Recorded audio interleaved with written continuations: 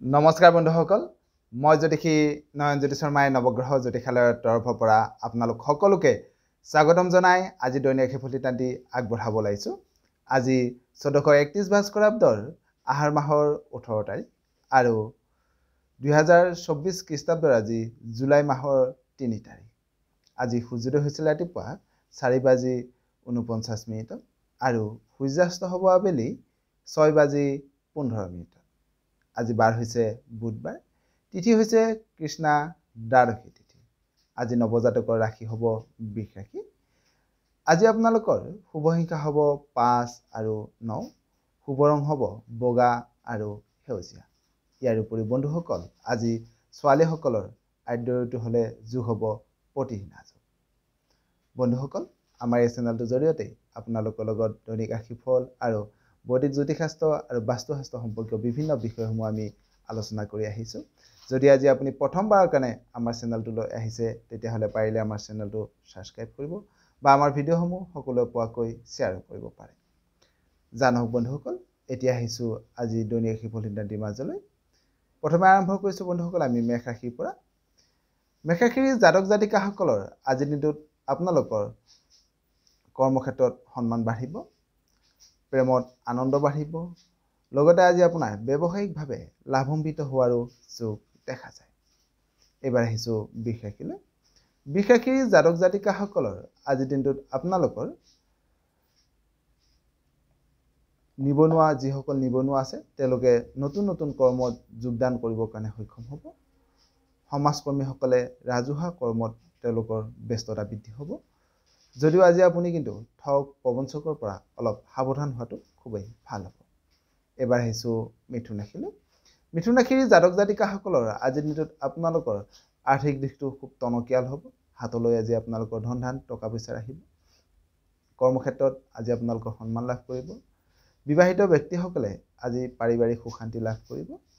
লগতে আজি আপোনাৰ ঘৰুৱা কৰ্মত আনন্দ বৃদ্ধি হোৱাৰো যোগ দেখা যায়। এইবাৰ আহিছোঁ কৰ্কট ৰাশিলৈ। কৰ্কট ৰাশিৰ জাতক জাতিকাসকলৰ আজিৰ দিনটোত আপোনালোকৰ ৰোগ আৰোগ্য হ'ব। স্বাস্থ্যৰ আজি আপোনালোকৰ উন্নতি হ'ব। লগতে আজি আপোনাৰ কৰ্মক্ষেত্ৰতো উন্নতি আৰু সফলতা লাভ কৰাৰো যোগ দেখা যায়।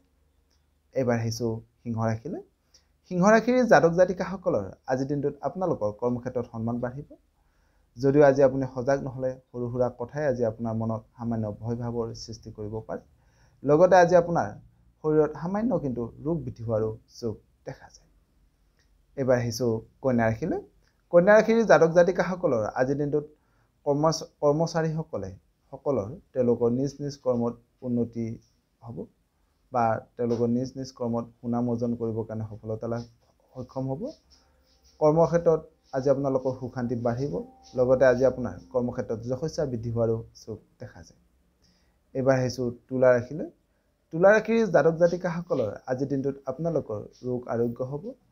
আজি আপোনালোকে উৎসৱ পাৰ্বণত অংশগ্ৰহণ কৰিবৰ কাৰণে সুযোগ সুবিধা লাভ কৰিব। যদিও আজি আপুনি সজাগ নহ'লে কৰ্মক্ষেত্ৰত সৰু সুৰা সমস্যাৰ সৃষ্টি হোৱাৰো যোগ দেখা যায়। এইবাৰ আহিছোঁ বৃশ্চিক ৰাশিলৈ। বৃশ্চিক ৰাশিৰ জাতক জাতিকাসকলৰ আজিৰ দিনটোত আপোনালোকে শুভ সংবাদ লাভ কৰিব। প্ৰেমত আজি আপোনালোকৰ আনন্দ বৃদ্ধি হ'ব। যদিও আজি আপুনি আন কৰ্মক্ষেত্ৰত সজাগ নহ'লে মনৰ উৎসাহ সামান্য হ্ৰাস হোৱাৰো কিন্তু যোগ দেখা যায়। এইবাৰ আহিছোঁ ধনু ৰাশিলৈ। ধনু ৰাশিৰ জাতক জাতিকাসকলৰ আজিৰ দিনটোত আপোনালোকৰ কৰ্মক্ষেত্ৰত সন্মান বৃদ্ধি হ'ব। মনত সুখ শান্তি বাঢ়িব। লগতে আজি আপোনাৰ মনৰ চিন্তাধাৰা উন্নত মানৰ হোৱাৰো যোগ দেখা যায়।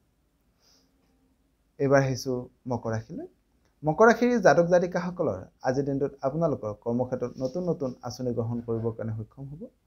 ৰাজনীতিৰ লগত জড়িত ব্যক্তিসকলে ৰাজনৈতিকভাৱে তেওঁলোকে আগুৱাই যাবৰ কাৰণে সক্ষম হ'ব। লগতে আজি আপোনাৰ মনত সুখ শান্তি বৃদ্ধি হোৱাৰো যোগ দেখা যায়।